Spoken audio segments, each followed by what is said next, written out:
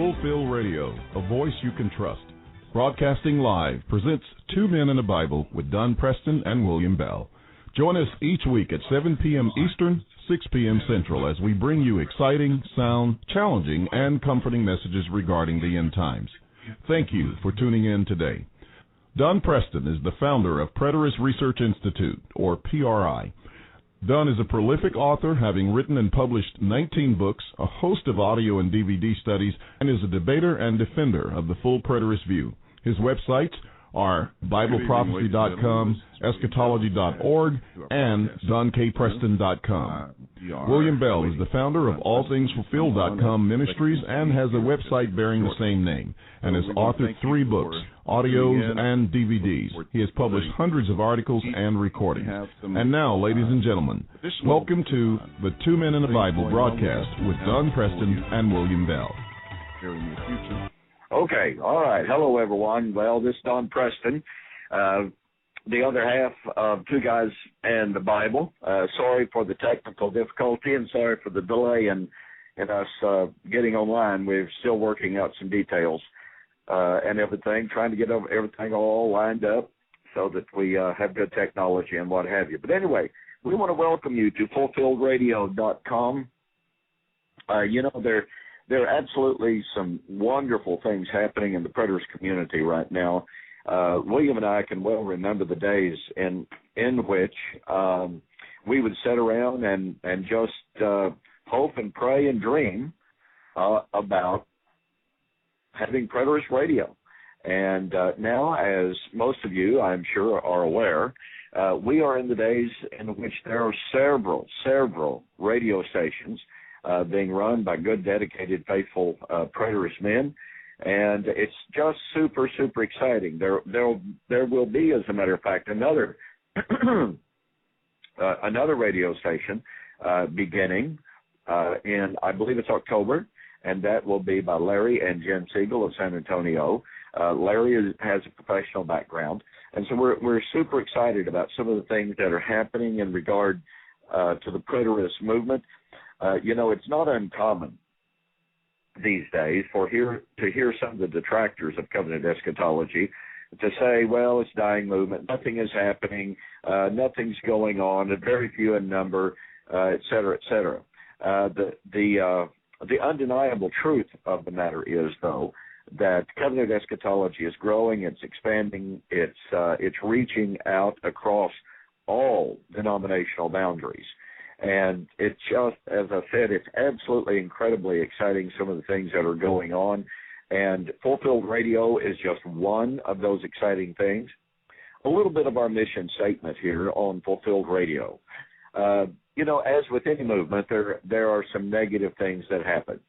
And I have people all the time call me and they ask me, what in the world's going on with such and such and et cetera, et cetera. And I just have to tell them, well, we can't get discouraged by the negative things that happen. People come and people go. That's the nature of any movement. In the day of Jesus, our Lord himself, there were men and women, undoubtedly, who were attracted to the message, who attached themselves to the movement. They were bright and shining stars for a very brief period of time, and then all of a sudden something happened. Paul had to write of Demas. Demas has forsaken me, having loved this present world. And he's not the only one. There were certainly others in the first century who seemed at the very first to be great disciples of Jesus. And then as a result of who knows what, they dropped away. They became counter voices. They became voices against Christ. So much so that the writer of the book of Hebrews, who I take to be Paul, Paul could write of those who had fallen away. The Greek of the text is very emphatic. It's not in a hypothetical sense at all. Concerning those who have fallen away, Paul said it's impossible to renew them again to repent, seeing that they crucified to themselves the Son of God afresh. That's a horrible thing. But these were men and women that seemed to start well, who seem to be knowledgeable, who seem to love the Lord, but for whatever reason, because of peer pressure, because of persecution, because of who knows what, surrendered their faith. They went back. They went back into Judaism. They went back to paganism. They went back into unbelief. Well, guess what? We have people who are in exactly the same boat today. It's been true throughout the entire history of religion.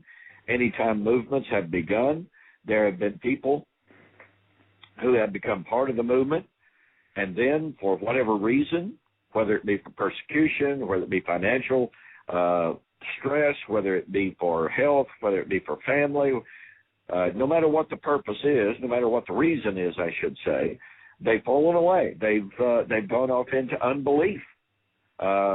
They've gone back into their former ways. Well, in one sense, you could say that they never believed, but that wouldn't necessarily be true. But the bottom line is they've fallen away. That's sad. It's unfortunate. We hate that. But you know what? That's the reality of any and every movement that has ever existed in the history of the world. Now, I've had people say, let me make just a few more comments on this, and then I'll let it go. But I want to say this in order to get to our purpose statement for Fulfilled Radio. I've had people tell me, well, look, you've had such and such person fall away. You had such and such a person leave the movement. You had such and such a person become an unbeliever. This person has gone back to futurism. This person's done this and that. And my response to that, please excuse me, I'm not trying to trivialize it, but my response to that is, so what? Am I saddened by those events? Yes, I am. Am I discouraged by that? Well, I am to a certain extent. But does that mean, does the departure of people that have once been counted worthy and have once been counted honorable, have once been counted important to the preterist movement, does that negate the truthfulness of preterism? Well, if it does, then you can apply the same principle to the first century movement of Jesus and say, well, when Demas forsook Paul, that must mean that Paul's ministry was invalid. That must mean Paul was a false apostle. It must mean that the gospel itself was false. No, ladies and gentlemen, the fact that some people apostatize, they depart from the message, they depart from the movement, they go back to their former ways, has no bearing whatsoever. Pardon me, my allergies have been raging today. But the departure of men and women from the faith and from a movement does not in any way whatsoever say that the movement itself is invalid. Now, with that said, are there some negative forces out there? Certainly there are. Are there those who would seek to hurt the preterist movement? Yes, there are. Are there those who have left the movement speaking out about it? Yes, there are. Are there some who claim to be preterist, even, who are saying and doing things that are detrimental to the preterist movement? Yes, there are. I have people contact me and say, Don, who can we trust? We don't know what's right. We don't know what's wrong. Well, my answer to that is fulfilldradio.com is a voice you can trust. When William and I began talking about establishing this program, it's kind of neither William or I had anything to do. We were just laying around doing nothing.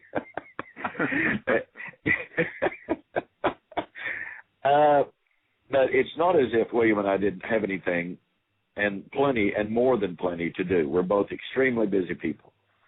But the preterist movement is a movement that we hold very near and dear to our hearts.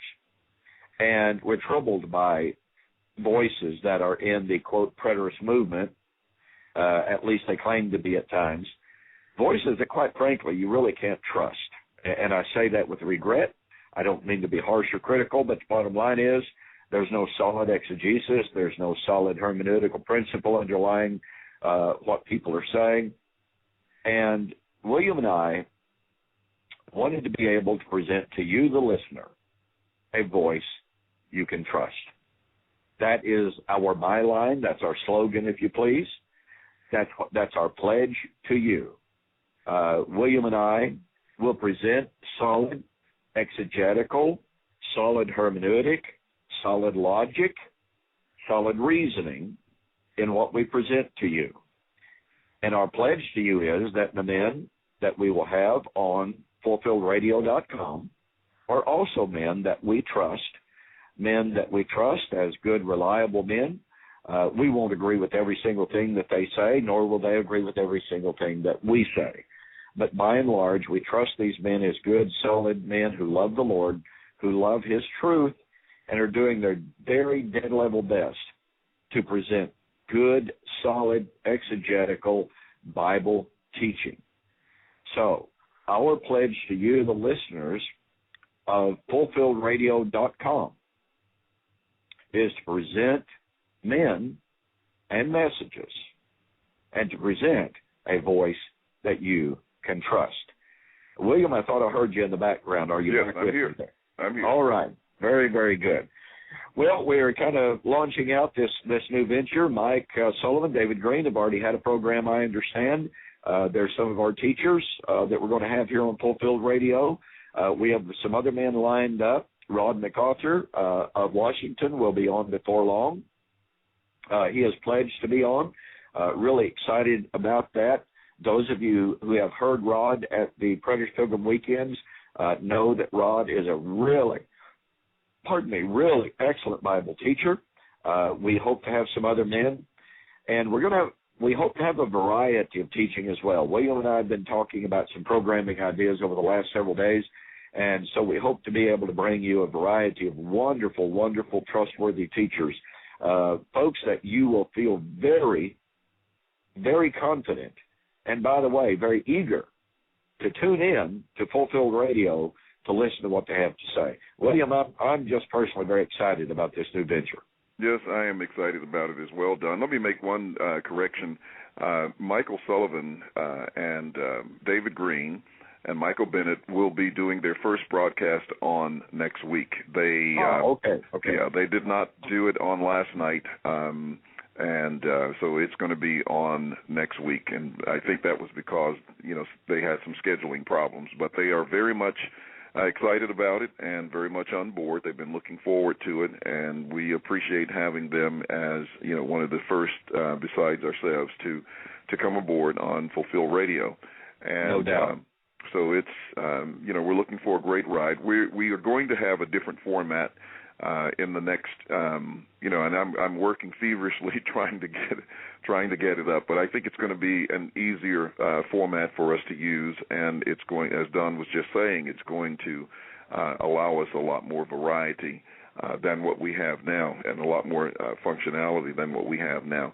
Some have been asking about the whether or not we will have iTunes available and the opportunity to download the broadcast to their smartphones, and the answer to that is yes, not only with iTunes but also with Android devices, and we will also have, I think there's Roku, which has a lot of the music programs on it as well, digital music programs, and I think even video. But that will be, because I see that being used on some of the televisions.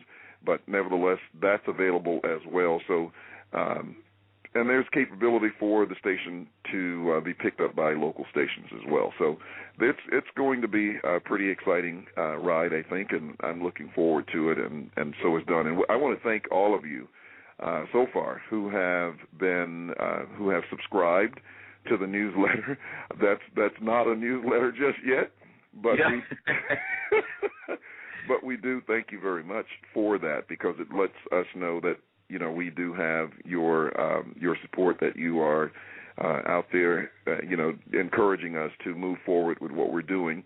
And I did get a couple of posts in there, or a couple of articles in there, and we appreciate you for the opportunity that you've given us to share these messages with you. So be patient with us. There's a lot that has to be done, and there's a lot that we are doing. And as you know, while I've had some experience, not as in radio as a professional, the most thing I've done is sat in front of cameras and in front of microphones. But I do have some people around me who have that experience, and I'm going to be contacting and calling on them as we move forward to make sure that we get things to be the very best that we can. And so that's basically it. And as Don said, to be a voice that you can trust, to do our very best to give you the best in Bible exegesis and teaching.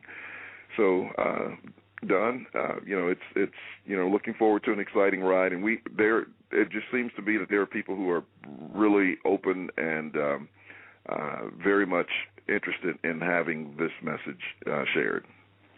Well, there's a little doubt about that, William. As we keep saying, we're living in such exciting times. When we were both a whole lot younger than we are now, who would have ever thought of such things as Facebook? Who would have thought of such things as Twitter? And I don't even do Twitter. I didn't sign up. You signed it up for me. But all of the social media that is out there right now that make the message of covenant eschatology available. And, it just astounds me. It really honestly astounds me as I hear from people from literally all over the world on a daily basis.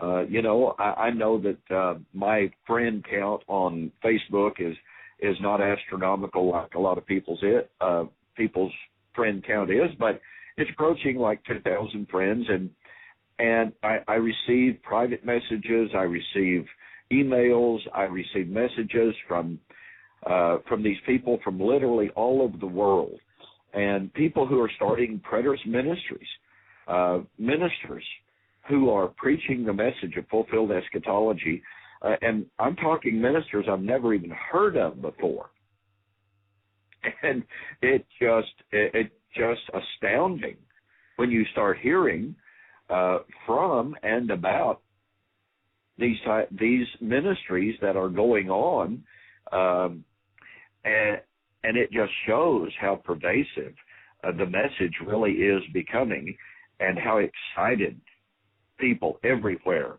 really are becoming about the message of covenant. Yeah, you mentioned that. You mentioned that there were people who were, coming forward. I got this message right on our blog, actually. I think it was on my particular blog, the All Things Fulfilled blog, but there was a comment left there today that there was a gentleman who was just across the state line from me. I don't know how far, because I didn't find out what city he's from, but he is from Arkansas, and that's the next state over, so it's like my next door neighbor. But yeah. He said he was excited to find that there were people online who was teaching this. He said he had been teaching it for a year and or more. And I don't know who he is, but he did invite me to have a conversation with him. And I will be doing that. I've already sent him an email and invited him to contact me. And so I look forward to conversing with him.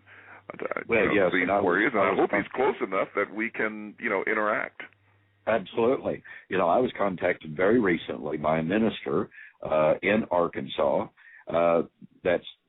It sounds somewhat similar, but I don't know if it's the same guy or not. But his congregation had recently decided that they weren't going to put up with him teaching what he's teaching anymore, and that he was about to be out of a job and what have you. He's a relatively young man.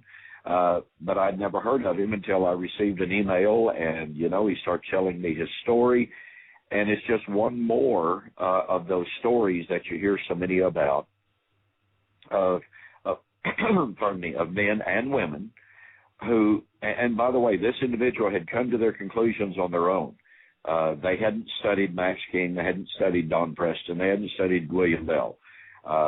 They had done basically their own study, came to their own conclusion, and then discovered that there were people out there like us, and they were very, very excited about it. So, yeah, it's just pretty cool. We comment on that very often, and by the way, I almost always hear from people who say really appreciate hearing stories like that. It's just really thrilling, because there are a lot of people out there, William, you and I know this to be certain, an awful lot of people out there that honestly don't know what's going on in the preterist community.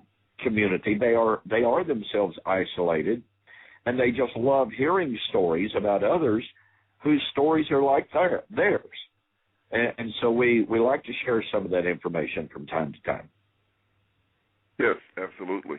And, it will be great as we move forward to, have them on, to even, have some guests on that we talk with and share with. And then to get some of the feedback from the listeners and, what they're going through as a means of encouragement for them. Because, as you and I know, back in I call them the early days,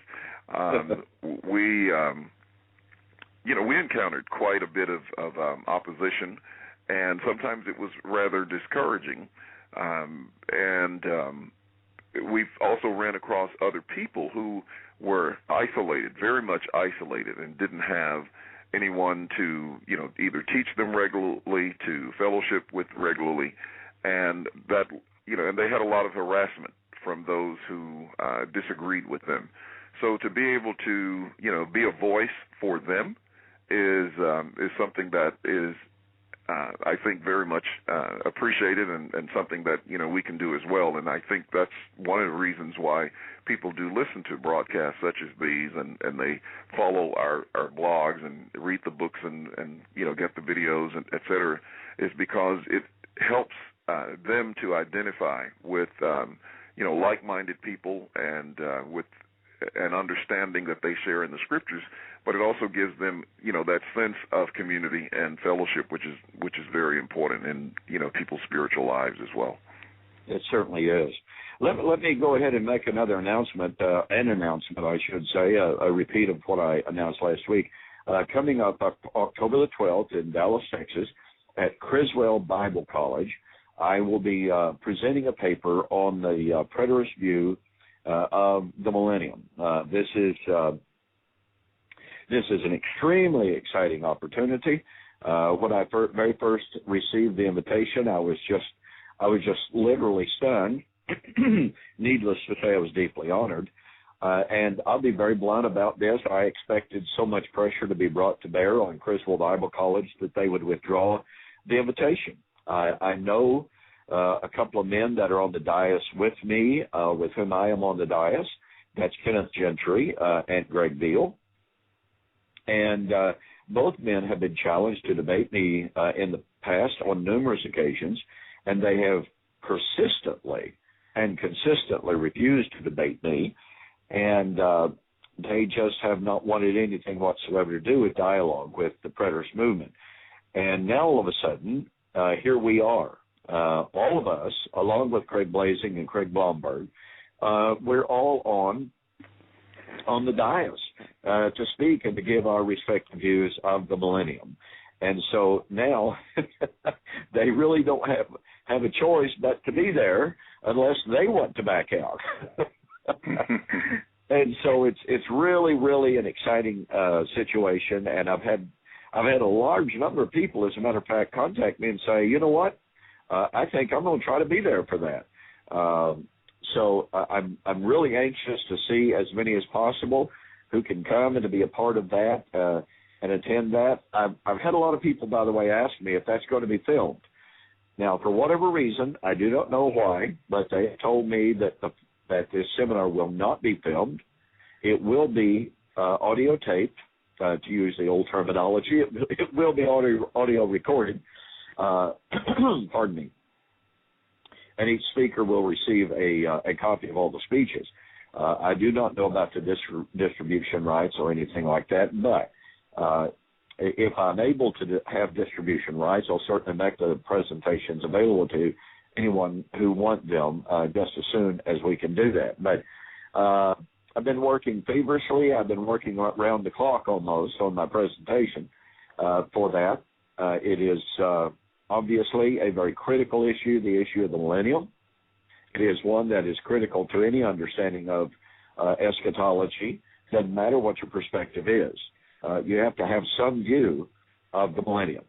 And so to have the opportunity there on the dais to present the preterist view of the millennium, that is the fulfilled view of the millennium is certainly a unique opportunity and one that we could only dream of just a few years back. But as we've commented before, it's just a perfect illustration of how covenant eschatology is gaining traction even in the scholarly world.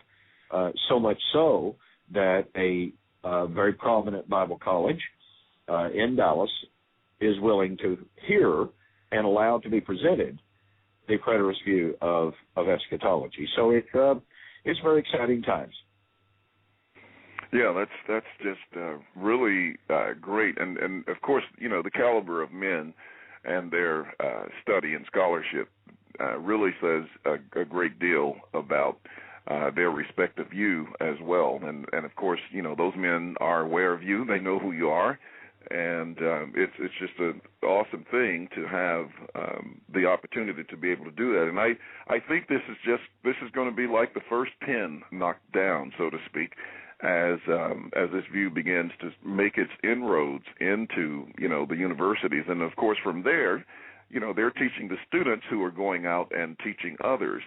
I've always thought that was probably going to be the most effective way to really get this communicated from the perspective of individuals, that when you have it coming from the top down, it's going to have a greater effect rather than the trying to take it from the bottom up because of the lack of credibility on the part of some, and the influence that others have, as well as in general their level of knowledge. That's not to say that there are some people out there who are supremely sharp and are able to do it, but it's just the fact that coming from the top down, it's probably more easily accepted, and we know that just based on how people view some of the traditional views they've had. You can. That's right. That's say simply the way people are. Yeah. It's almost human nature.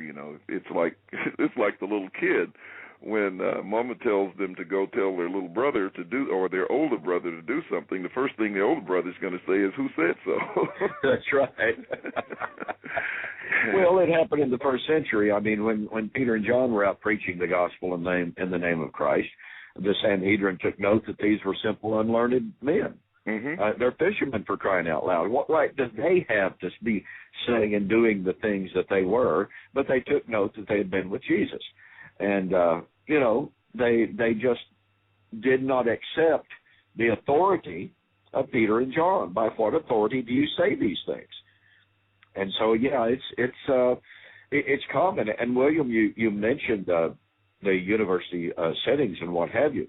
As you well know, I recently completed a series of DVDs for presentation of the true preterist view at university level at Vision University in California, Ramona, California.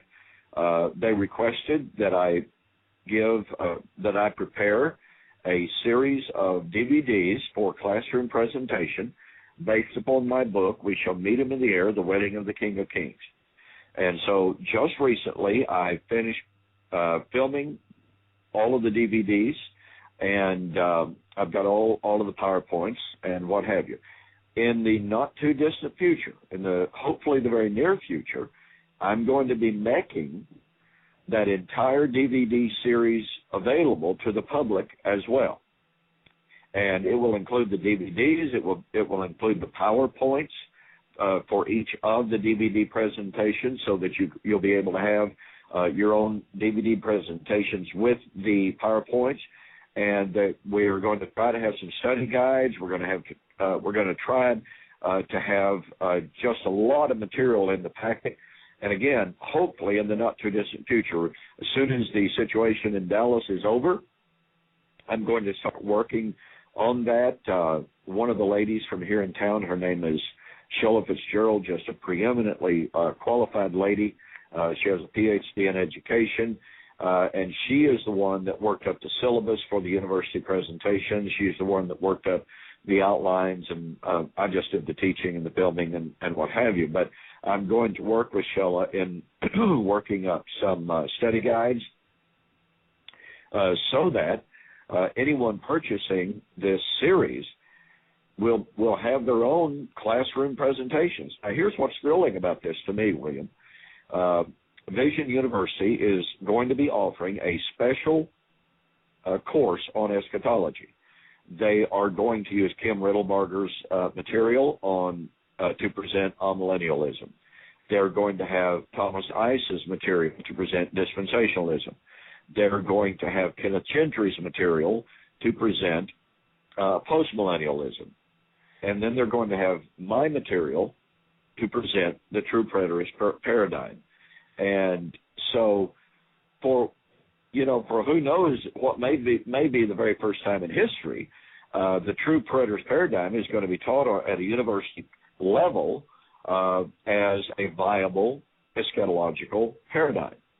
And so it's just incredibly, incredibly exciting to know and to realize and to be a part of the production of these DVDs for the teaching of preterism at a university level. It's incredible. Yeah, that's very, very awesome. I mean, you think years ahead, when you think about, as we were just saying before, when people are looking for authority figures, in many cases to determine what they believe or to allowing it to influence what they believe. And yet here is a time, as you say, in history that has come where the preterist view is being taught in the universities. So it's not going to be one of those situations where people will say, well, hey, it's not taught here, or this has to be incorrect. They are giving it an equal opportunity and an equal voice amidst these, because, common sense tells you that amillennialism and dispensationalism and postmillennialism all can't be right. They're going in different directions. And of course, we can include preterism in there, too, to say that here we are with all of these different views. Now, somebody's got to be wrong. Now, it's possible all of them could be wrong, but we know that all of them are not correct. That's one thing we know. And so to be able to have that dialogue and to have, that point of view expressed is just going to bring so much more to the table. Well, that's, unquestionably so. Yeah, and even though we can't share this comment over the air, but I shared a comment with Don today from our website. I suppose we're going to need a lot more BC and Goody powders, Don, than the guy who made the comment on my site. I wish that I could publish that comment, but I can't. Edit, bleep, edit, bleep, edit, bleep. Absolutely. It's just not appropriate to publish, but I think that the sentiment that he was expressing was very real and very genuine. At least it seemed that way. And, so it's going to cause some people, some real consternation. They're going to scratch their heads a lot, to figure out how is this so. But the fact that it's there will just open up so much more dialogue and much more healthy critique and criticism of these views, that it's going to be hard to do that. And the other thing that I'm really, really excited about is that, especially that it's happening, in a university. And I know it's very early, but I just see this not being the end of what's going on, especially, with Vision University, aboard with sharing this as a curriculum for the students. Let me give not to interrupt you there, William, but let me give just a little bit of insight. Vision University has 7,000 learning centers, as they call them, around the world. Now, these learning centers are local situations in which local Bible students can sign up to take these Bible classes online. Now, just think about the potential of that. Now, they already have over 140,000 students, all right? So that's a pretty healthy student body worldwide. But, again, they have 7,000 1,000 learning centers, as they labeled them, around the world. Now, I can't even begin to imagine the impact of that over the next who knows how many years. And oh, by the way, I would even add to this, for those who may not even know this, some of my books, the ones on Daniel, for instance, 70 weeks are determined for the resurrection, and, seal of vision and prophecy, are already being used in some seminary classrooms by the professors to present the preterist view on Daniel. That alone is ultra exciting. I mean, it's certainly equivalent to Vision University, but I only learn about these things, interestingly enough, when I receive orders from the students who say, "Well, I've got to have your book for this classroom, for this class," and it's like, "Do what?" It's not like the seminary is contacting me personally, but the students contact me and say, "I've got to have this book for a requirement." So at least, I believe it's the last count I had, I believe it's 4 or 5 seminaries, theological seminaries, Bible colleges, have been using, using my book on Daniel for their courses. And once again, it just gets back to this reality of how preterism is being more and more recognized as a viable view, as something that might, if for no other statement, let's just put it like this, William. If nothing else, it shows that the professors realize they need for their students to know about preterism, if for no other reason that they can try to know how to respond to it. Mm-hmm. Now, your position and mine is certainly is, well, if you once you expose them to it, they're in trouble. That's true. That's true. I can remember, sitting in seminary when even some of the professors attempted to respond to some of the, the arguments and positions of the preterist view, and most of them were like throwing arrows in the dark because they didn't quite understand some of it, and a lot of their commentary was focused at premillennialism because they didn't really get it. I think they're much more informed today because of just the proliferation of information that's out there. But some of that did go on. I wanted to just complete that thought I had a moment ago when I was talking about the influence, what I was excited about, because with the younger generation, they're not as tied to some of the influences of their forefathers, so to speak. It's not to say they don't respect them, but I think they are more prone to be independent in their thinking. I mean, we all know, even you and I, we understand the impact of scholarly men and their extremely just awesome talents in expounding the Word of God. And after, certain doctrines have been passed down, it's very difficult to,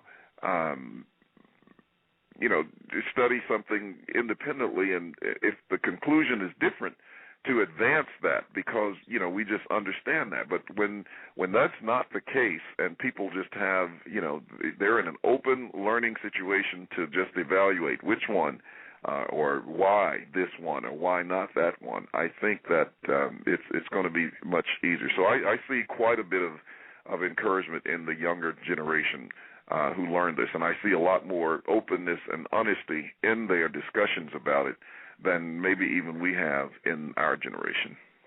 I agree. I think you're exactly right.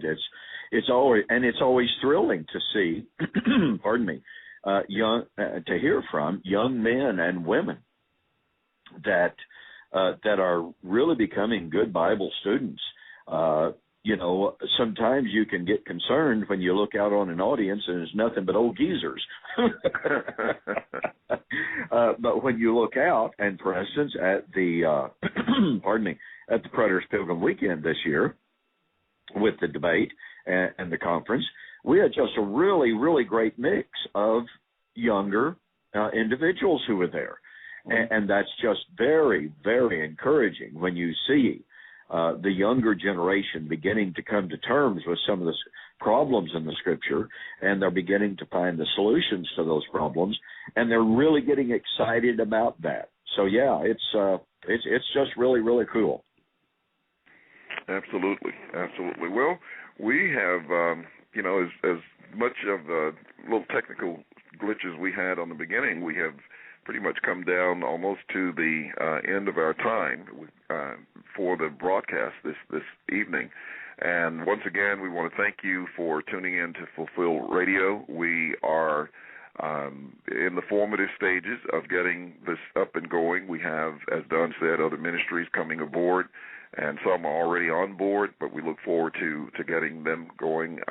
There's going to be several formats that you'll be able to get the broadcast and the programs, and the response to just the one program that we put up on the site, Don, has been very, very encouraging, been very good. Great. And we appreciate that very much.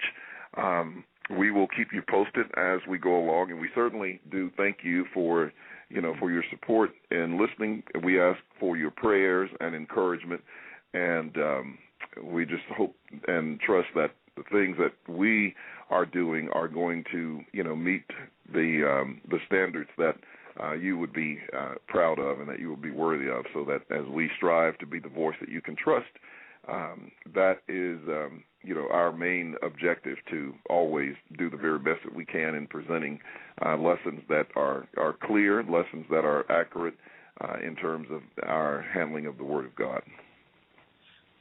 Very good. Well, with that, William, I think it's time for us to say good evening. This is Don K. Preston for Fulfilled Radio, and this is a voice you can trust, and I'll sign off and say good night and God bless. All right, good night, everyone. This is William Bell, and we look forward to being with you on next week. We'll send you updates via the website, so stay tuned. Thank you for joining us today for the Two Men in the Bible broadcast. We encourage you to tune in daily to Fulfill Radio, a voice you can trust, to hear our Two Men in the Bible broadcast and other very important broadcasts as you increase your knowledge of God's will. Visit fulfillradio.com for more broadcasts, studies, books, and digital recordings in eschatology, and to receive important announcements. Subscribe to our newsletter and to our RSS feed. Don't forget to use the share buttons and tell your family and friends about us. Until next time, I'm William Bell with Fulfill Radio, a voice you can trust.